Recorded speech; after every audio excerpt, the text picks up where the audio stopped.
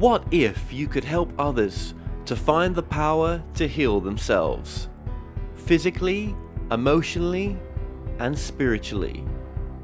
When I started teaching my classes, it was in 2002, and I was just doing the past life regressions and contacting the subconscious part. But then as the time went on and we found how powerful this was and what we could do with it, a lot of the students began saying, you know, advanced past life regression doesn't really tell what it's all about. This is so much more than that. We think you should change the name. So it was a few years ago we decided to change the name to Quantum Healing Hypnosis Technique. And this is the healing technique that we've now been teaching it, well, since 2002, that's 12 years. What if you could time travel with them, visit mythical places or angelic realms, other worlds, other galaxies? Help others to speak to their higher selves. You can. Dolores has taught thousands of people from across the world how to use QHHT, and now you can learn her method by going directly to dolorescannon.com. And don't forget to mention the discount code MORETALKS.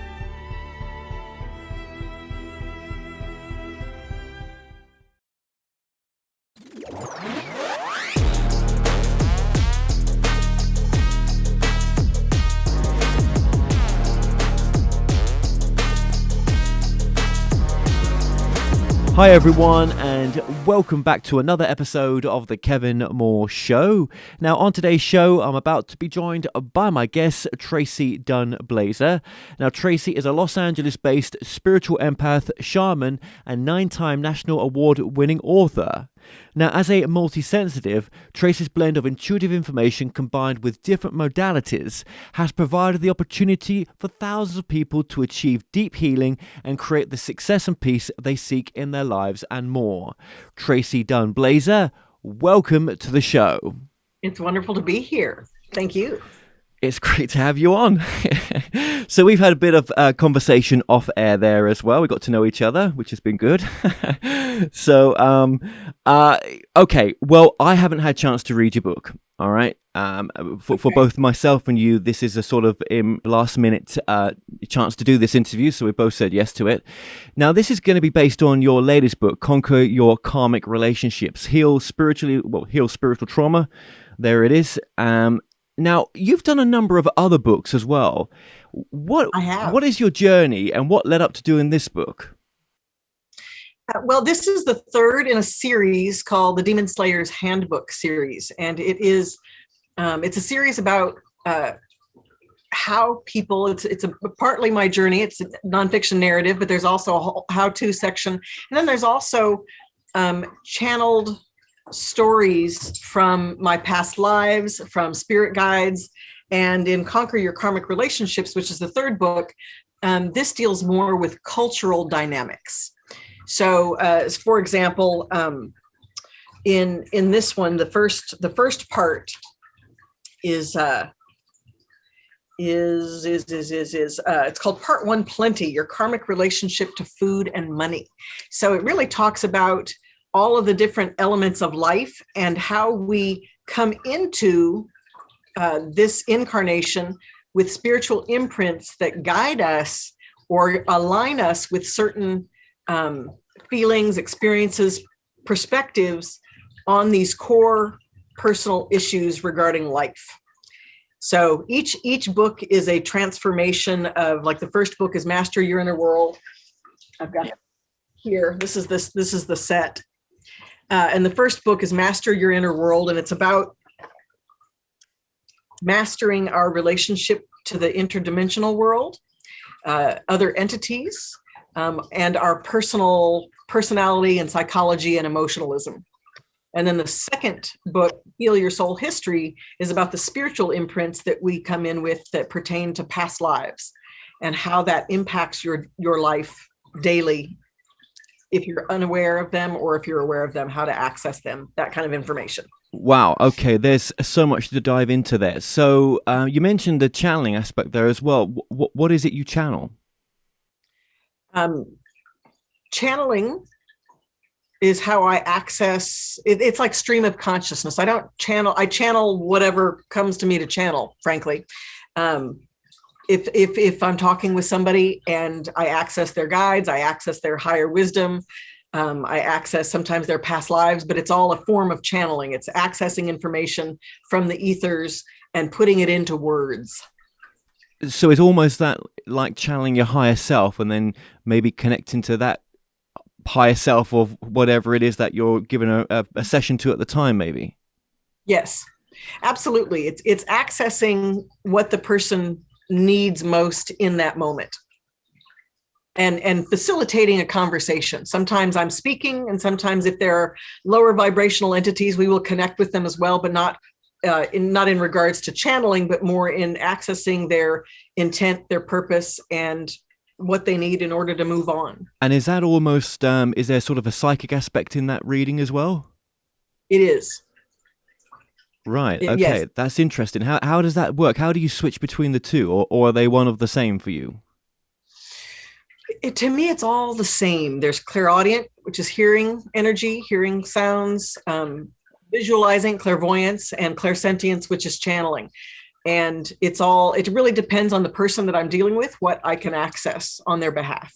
Haven't you seen a change where a lot more people with clairvoyant, psychic, mediumistic skills are also integrating that channeling side in there as well nowadays? Yes. Yeah, there is a lot of what we're seeing today. People are having a deeper understanding with the last, here in America, the last election that we had. We're experiencing telepathy. We're experiencing brainwashing. We're experiencing what it means, what is advertising and marketing, right? When you put an idea out there over and over and over again, regardless of whether or not it's true, people take it and they adopt it as their own, especially if they're unaware of its origin. And that is a way that we're all able to communicate. And there's a reason why we've not really fully communicated in this way until this period of time on the planet. Yeah, I mean, what were some of your favorite sort of channelers that were out there back in the day then, or that ones that you maybe still follow now? It's so funny. My words are slim today. Like there's a guy who's from New York City, and I can see him in my in my mind, but I can't think of his name. He does connection with family members and people on the other side. James von Prague is one of them. I mean, those are people that I kind of grew up with. The interesting thing with people in that generation who were doing this work in that generation, at that time when they were out in public, I was not in public. I was very much hiding.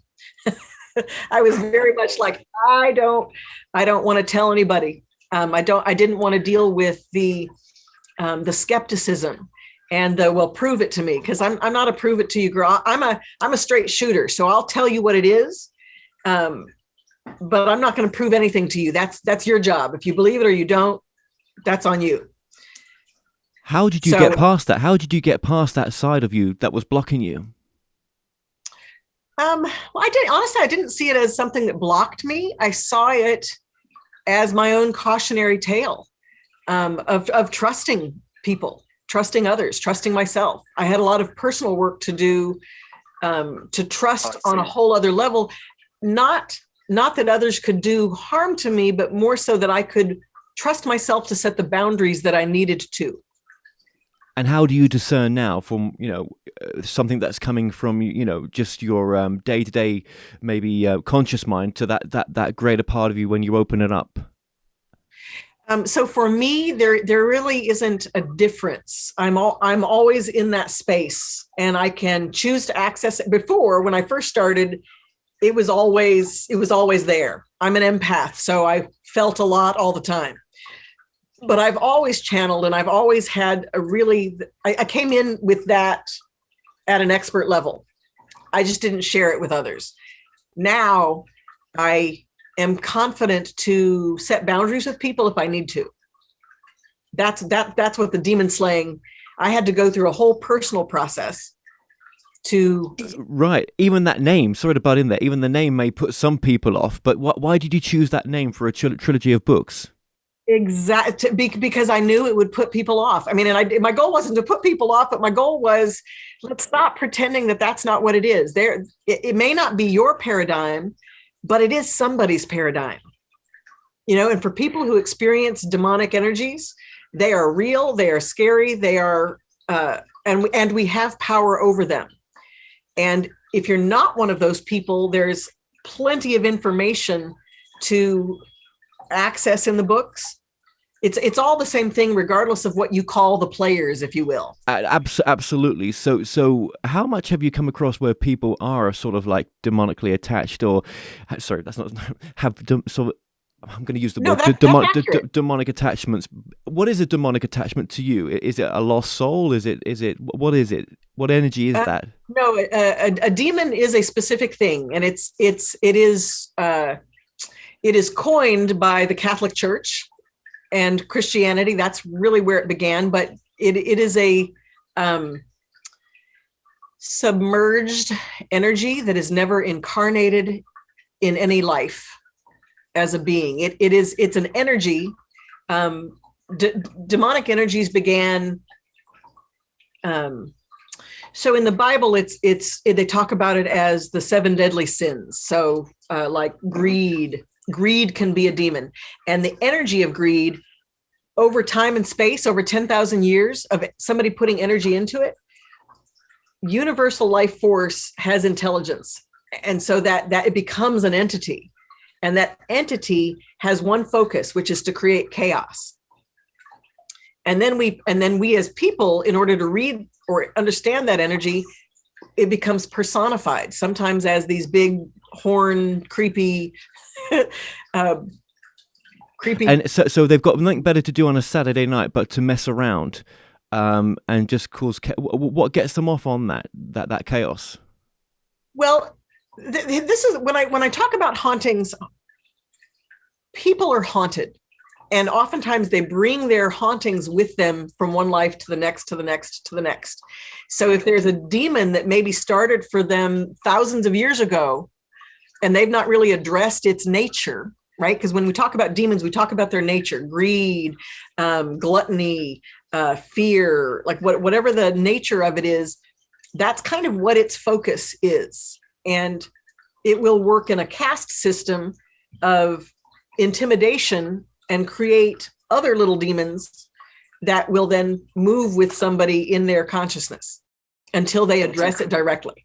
Wow. And is it easy to spot for you in the sense that, is it destructive behavior from someone? What are the signs, do you think? Because it's not so difficult to spot, is it? Or maybe it's not difficult for you, but for others, they may not attach it to that, but you must see it in a different perspective.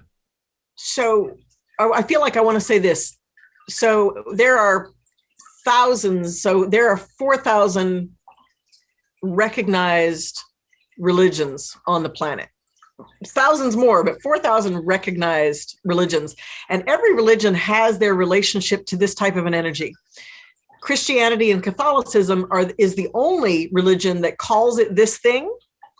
And we're specific. There can be these entities, but this particular vibration of entity, if you will, one of the telltale signs is they will tout things from the Bible. They will seek to offend you. They will seek to say things that trigger your deepest insecurity. And you may never have told someone what your insecurity is, but they will know, and they'll say it, or they'll create that running thought in your mind. A misuse of power as well. Exactly. But the one thing I want to say before we even go further in this conversation is just talking about demons does not call on them. And anybody who has this experience, if they're afraid of it or not, they have a connection to it, and they have the power in it once they learn how to take authority. Well, yeah, that was going to be one of my questions. For those that may not get a chance to speak to you or get a session with you, and let's just remind people of your website. Such a plug in it right now, but let's just do it because there's more information on your website. Your website is? TraceeDunblazier.com, which is TRACEE Dunblazier.com. Okay, well, on the screen, your book's coming up, and of course your website's been coming up as well for the podcast. Yeah, there's the mention for the website. And we'll talk about the website again just in a bit. But going back to if someone feels that they've got maybe something that's negatively attached to them, but they've never told anyone, it's just a private feeling. Do you know what I mean?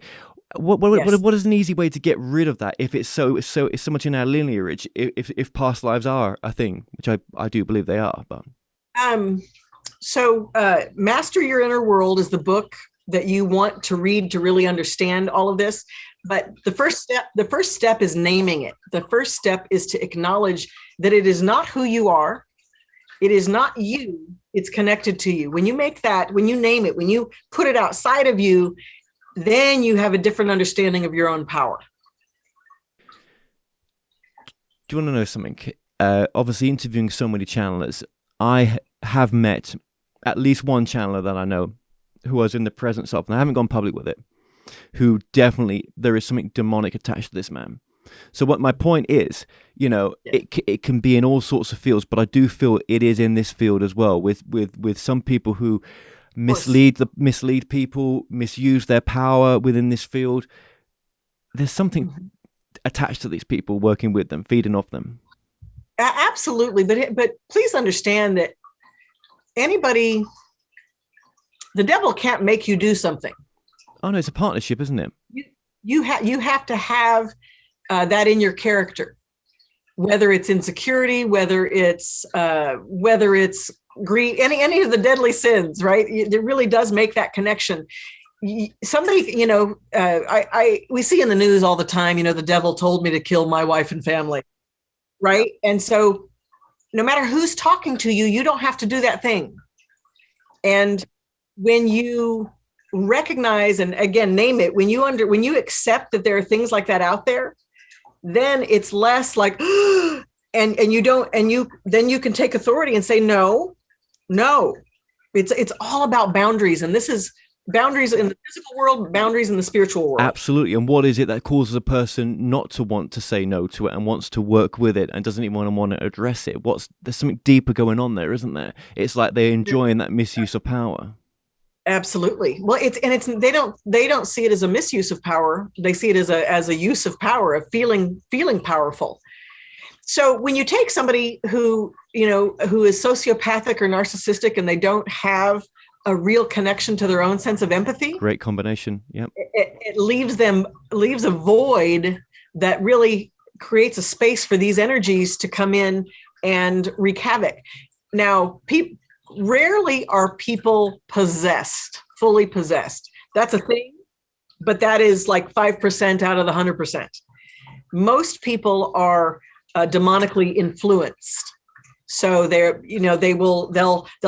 whisper in your ear. And so what do you want to hear a story? So I went to the Big Lots. Big Lots is like a big box store here where they have lots that are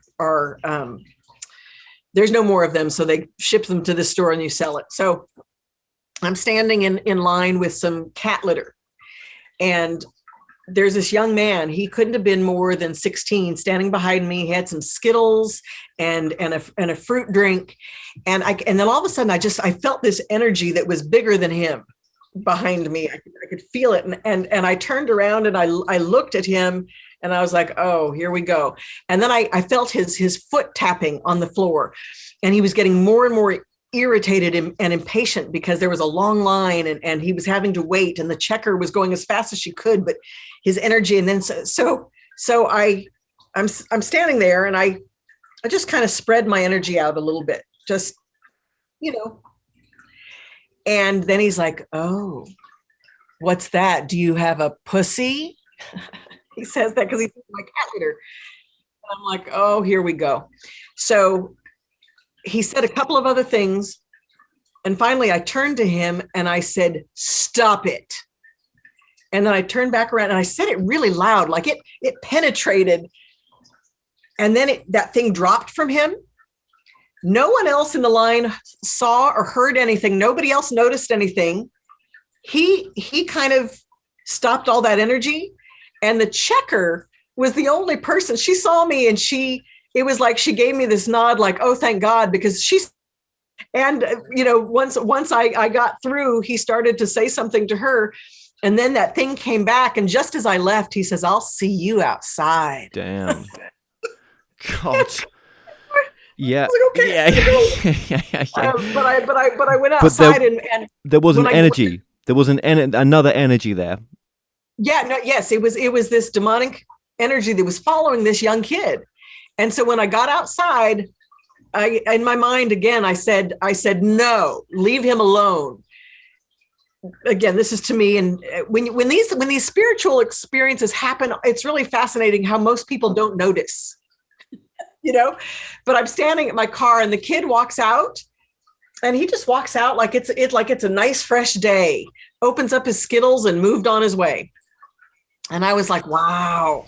Wow. The kid did not even know. And that may only happen, maybe some of this stuff is sort of age related as well, that when he's a bit older, Yes. it's actually gone because yes, something changes in you to want to work with that energy, or you're just in a different mind balance, space. And I guess a lot of, you look at a lot of inmates when they talk about, the devil possessed me, or, this is not me who did that murder all those years ago, yet right. I, because of that ramification of what I did, I'm still stuck in the system, can't get through the parole board, and it's 38 years right. friggin' later. Do you know what I mean? That's right. not though to let them off, because there was a partnership there. It wasn't there. That's what we're saying. It's not like, right. Poor me, look, I got possessed. Well, yeah. Yeah, the devil did it. No. I mean, anybody who is in this position, there's something for them to understand about themselves and to take authority over. For this kid, the reason why he zeroed in on my cat litter was because he was 16 years old. You know what I mean? He probably was very frustrated sexually. He like that was the opening for this thing to attack. And, the difference for him is that he didn't have a real conscious awareness of how it spoke through him. And that is common. That is common for that to happen. And that could have been an action. Absolutely. Right. Yeah. And I do want to say this, and this is important. If you are a person who's witnessing somebody in that state, like in that situation, I took authority. I have a policy for myself that if I need to, wherever I am, I will take authority over the situation, and no one will be hurt, including myself. Like that's how I've done this work. I mean, this is mainly the demographic that I've worked with for the first 20 years of my career. So that is my policy in general. But because I have that, I feel like anybody who is in my periphery that has those experiences, that I have an opportunity to help in some way, ground or deliver them from that energy. And all it takes is a focus in that direction. Absolutely. And, I just want to say again, I know we've got the book to talk about, which is all kind of related, but we're going to get more into that because we've obviously got limited time both together right now. I just want to say again that in this field, I feel there are those that are under the influence of something that is not completely them. And there's a lot of misleading. There's a lot of BS. And I just see it. It's just so obvious. But I've experienced it with this guy. I experienced it. And it got into me personally as well, if you want the truth. Sure. And it took me on a bit of a journey, which I've not talked about yet. Not gone public and talked about. Do you know that? Yes. Yeah. Yeah. And that's that it's brave of you to say, and it's important because there are a lot of people out there who are suffering in silence. So the fact that you can say it out loud is important. And understand that when nothing gets inside of you that you don't have a connection to. So there's a vibrational match. We call it agreement. And so for you, like your connection at the time, going on that journey probably strengthened you. Yeah. Well, okay. Well, it kind of simplified up. Address. Yeah. I'd met this channeler. Oh God, there were so many red flags, and it was just, the influence he had under other people. And it was a couple of months later, back in the UK, that this young lady contacted us to tell me of her experience with this guy, and he was not who she thought. He portrayed himself to be. We ended up getting married, like you do. With the gal? Yeah, who had a direct connection with this channeler, and I could say so much about what happened, and I could say so much about the phone calls from him, and I could say so much about what I know, but there was something working with him. I always knew that, and it wasn't what I could even explain. Well, and that's what we would call a karmic relationship. Is that triad between him, you, and your wife, ex-wife. Yeah. Ex-wife. Yeah. Yeah. Absolutely. And it was a bloody negative energy, and but we can get into that. What I'm also curious about is what was your background quickly before all this full-time work into this field? I mean, what were you doing? I'm an entertainer. I was an entertainer. I did cabaret in New York City, and I was in the restaurant industry for a decade, and then I was in marketing in the fragrance industry. I worked for Donna Karan and their special events.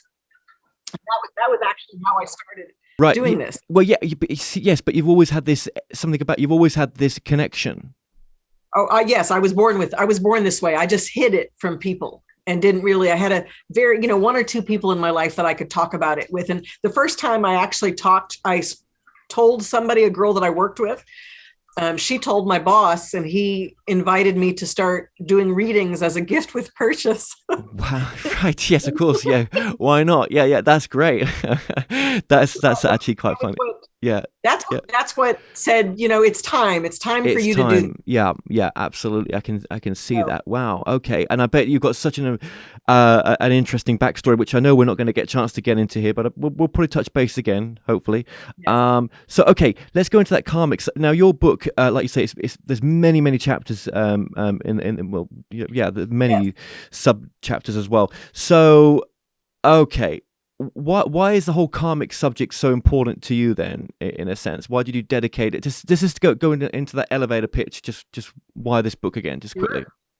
Well, because karmic relationships, basically what that means is we are born with patterns that govern how we address everything in our life. And if we can be conscious about it and address it, choose to understand it, how I got into this is that I was very demonically challenged from my childhood, through dreams, through entities, through psychic attack, through all kinds of stuff that I traveled that journey physically alone. I mean, I had people around me, but nobody knew. So it was me and my spirit guides, and there was always a part of me that understood that there was something, that I was protected ultimately, but that I had to face some things. A past life of heroin addiction, a past life of sex trafficking, a past life of being enslaved and lynched. So all of these things would come to me in dreams, snippets of them, but I would deal with the fear, but not the full understanding. Did it show in the snippets of the dreams? Did it show you in the past lives, or was it this life reenacted in scenes that you'd never experienced, but it was? So, in many different ways. So, as I used to have recurring dreams as a child, and one of the stories that I talk about, it's in Heal Your Soul History, and in this one, in Conquer Your Karmic Relationships. I used to have this reoccurring dream that all it was burlap sacks of apples, hundreds of them, and I would wake up, and they would literally be piled up around my room. I would wake up. And so it was clairvoyant. Like I felt like I was sitting there with it, and then I would be in a cold sweat, and I'd start crying, and then I'd go back to sleep. And eventually I came to understand, almost 30 years later, I had an actual past life recall where I re-experienced being lynched, and I felt my soul leave my body as my body was strung up in a rope. And then I filled in, there were many other images in between, but it was those two moments that then personified this life that I tell the story in Conquer Your Karmic Relationships. And so you're able to tune into people's, whatever issue they may be having in this life, you're able to tune in to sort of where is that cause coming from, and able Yes. to, and that healing process of being able to sort of dissolve it, is that an ongoing process for the client, or does that happen when they're ready? What makes them ready, or does it happen in the session, or? All of the above. Usually by the time people get to me, they usually have miraculous experiences because they've done all the grief work and they've done some of the psychological work. So we just do the spiritual work. But certainly, so for me, when I had that past life recall, I literally cried for 2 weeks straight, nonstop. Like there was so much grief attached to that once I could get to that and shift it literally changed my brain, and the energies that I was carrying, the entities, and not just entities, but discarnate spirits I was carrying with me, they all left. And so for the first time, I was who I am today in my mind. Like I was just me, not with all of these other energies. And isn't that crazy? That's almost like you're saying that the past lives are happening now in some ununderstandable concurrent way. They are. Your past is your present until you address it. Have you ever had it where anything from the future is happening, which is affecting someone now, or is it normally past? You know, it's interesting. I mean, I have a lot of colleagues who do a lot of future work. I don't. You know, I'm just glad to be here. Right. Yeah. That's yeah. I hear you. I'm just glad to be right here. Yeah. But I mean, I think it's possible, but I don't know. I feel like we have to learn how to be present. And if you have a past that is as discordant as mine was, then you need to do that work to bring it into the present. Absolutely. Yeah. Otherwise, it will be your future. Right. It was just a crazy, out there question. Yeah, absolutely. So, okay, we're going to get into relationship, but let's just look at very quickly just food and money. So, what are some of the common things with people coming to you with food and money issues? Just very, very briefly. Well, people there right now, there are, in fact, the first chapter in the book, plenty, the illustration is about Auschwitz and all the people who died in that have a unique relationship with food because they were starved. They died in a starved place. It's multi-leveled, but food is a way that we communicate. Food is a way that we love people. Food is a way that we love ourselves. And, as a child, I had a fourth grade uncle that died in Auschwitz. And I carried that with me. And I found I hoarded food as a child. Like I did all of these things that seemed normal. I'm like, what do you mean you don't hide food out under the shrubs in the winter? Of course, yeah. Yeah. Everybody does that. So like all of these different relationships, imprints that are just things that I was inclined to do and think about food, changed the way I addressed it. Okay, and I'm sure there's so many more stories than that, and there's so much more in the book about that stuff because, again, money, for those that maybe find it difficult to feel worthy enough of being abundant and stuff, that also you found most times comes from something much deeper going on in something way beyond this understanding. Yeah, past lives. Yeah. I want to say, and I say one thing when it comes to abundance. When we talk about being deserving, think about deserving in terms of your capacity to handle and manage rather than your right to have it. We are entitled to have whatever it is that we want. So if you want a lot of money, handle the money you have now impeccably. Absolutely. Yeah. Thank you for that.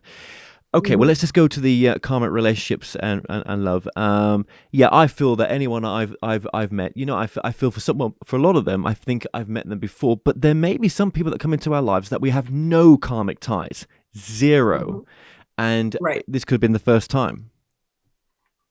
So when we talk about karma, it's not necessarily just, it's the lock and the key. It's that you have an energy and a pattern that's in sync and connects with the pattern of somebody else. And that is what gives us the familiarity.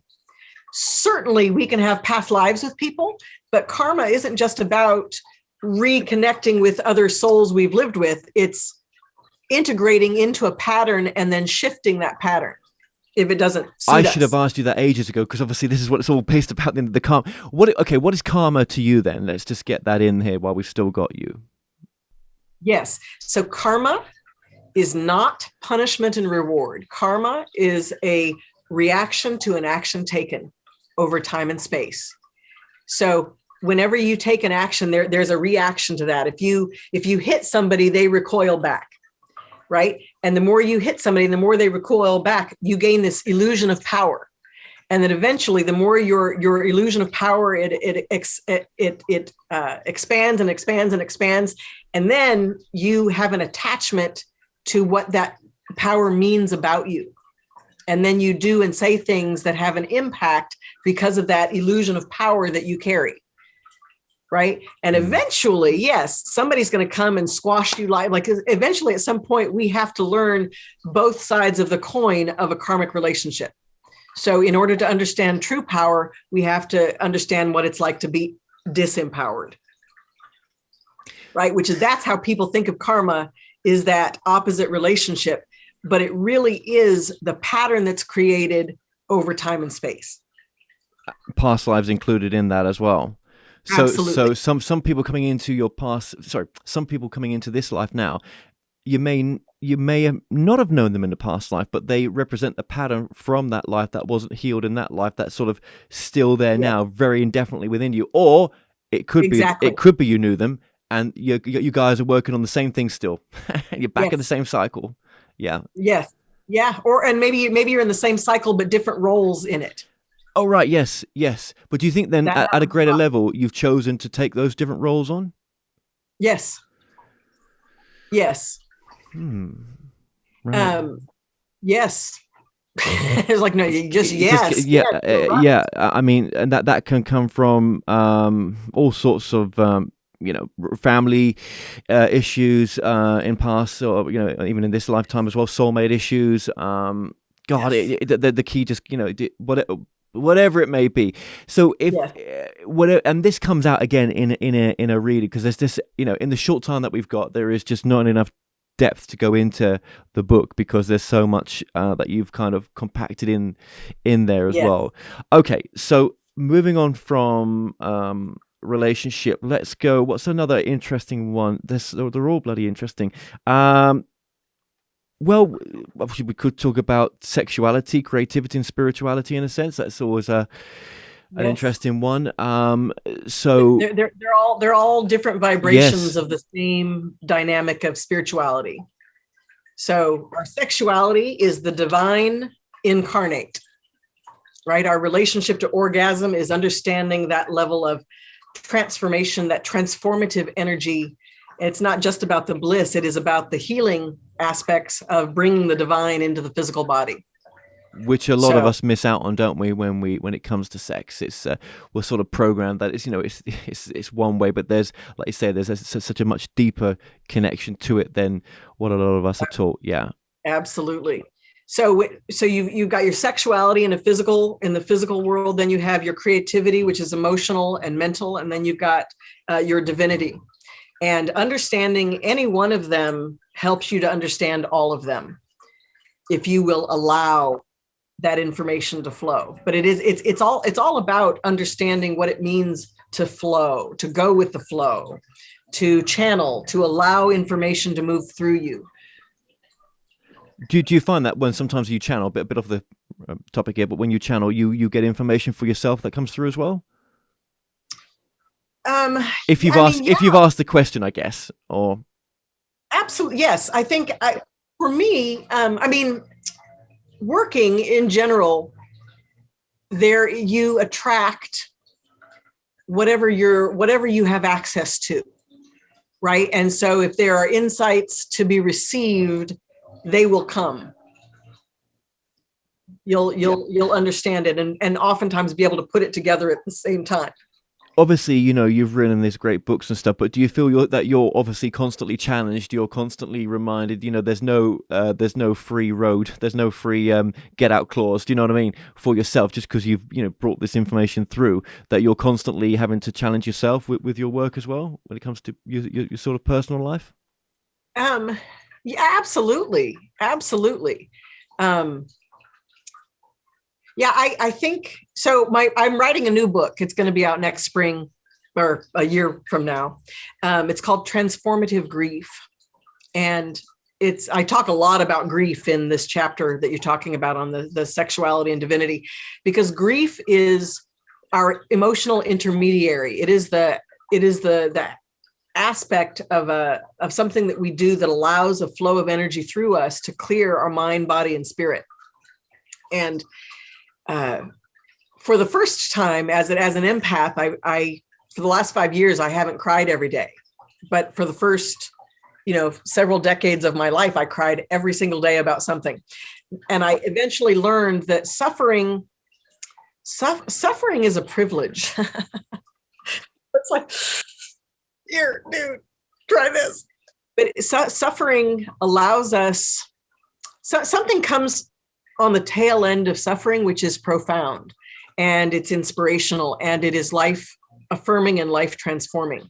And so suffering isn't something that we need to stuff down or pretend or disassociate from, or it's not something that makes us weak. It actually strengthens us in ways that we can't know until we allow it.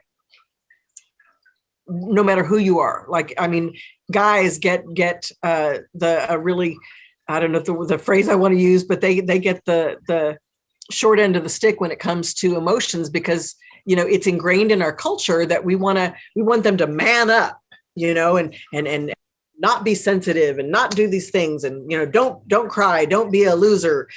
We affirm these ideas when that is the very process that makes somebody who they are, was how they're able to suffer.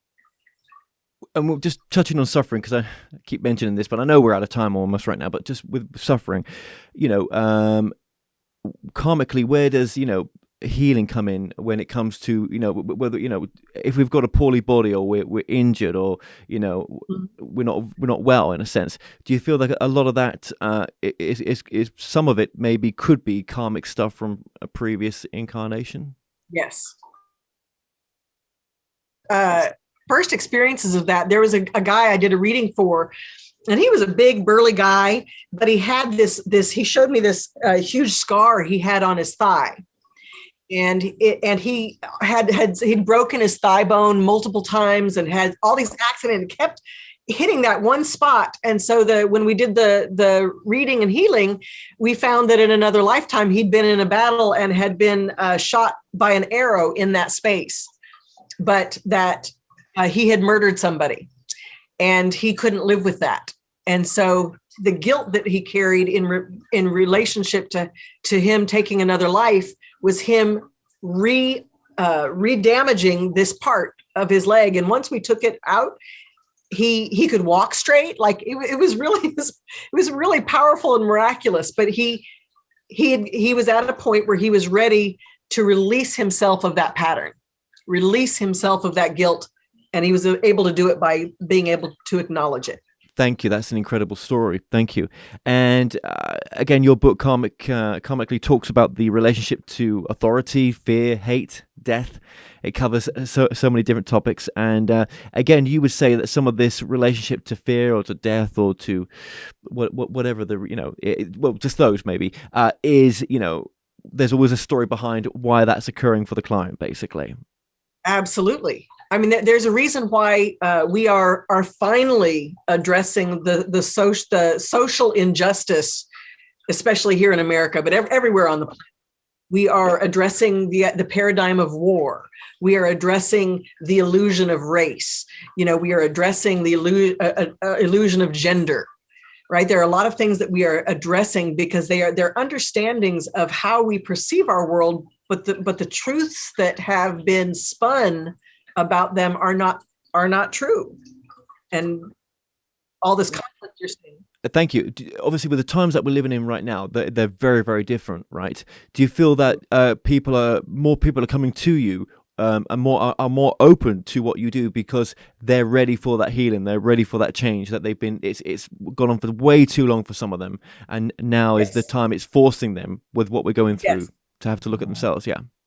Absolutely. And I think just like I get a certain demographic coming. I mean, you've got to be a person who's really open to sit with me because that's where I'm at. But there are a lot of people who are getting therapy that would have never considered it right now because there's this awakening happening and these pains and this suffering that's coming up that people are having to confront in some way, shape, or form. Absolutely. Completely. I can see that so much right now. Let me ask you this. Can people get a reading from you or get a session from you remotely? Because obviously, you do. Yes. Okay. Almost all my work for the last 2 years, all my work for the last 2 years has been completely remote. I do usually by phone, but I can work on Skype, Zoom. Yes, because I guess some people prefer the video side, don't they, as well, with doing this type of work. Yeah. Great. Okay, but you can do by phone, and of course that's all international as well. We've got an international audience watching this. There's so much I know I missed out. I know we've only had we're trying to keep it to 40 minutes. We're on 45 right now, and I promised I'd keep it to 40 minutes. So much that we didn't cover here, right? But I hope we've done it some justice to your work of the scale of what you're doing. I find it fascinating, really. I mean, yes, I didn't know much about you, but I mean, just the things that we've touched upon, it's really truly fascinating. What would be an important message, would you say, for the audience? You know what, I have it right here. It's my favorite quote from the third chapter in this book called Unity. It says, unity is the coming together of all the parts of ourselves, loved, misunderstood, and unknown. So when we think about unifying with ourselves, with others, with a loved one, we have to look to ourselves first, to what is loved, what is misunderstood, and what has yet to be known. I just want to thank you for what you do, and bloody interesting, and thank you for coming on. Thank you so much. And you know what? Anybody who wants to book with me, make sure that they tell me that they found me on your show. There you go. Thank you. Yeah, absolutely. Well, until next time, which won't be too long, but just have a very happy new year, and all the best for, getting the next book complete, because I know that's like, a long journey as well. So thank you so much. Thank you so much. It was really a pleasure, Kevin.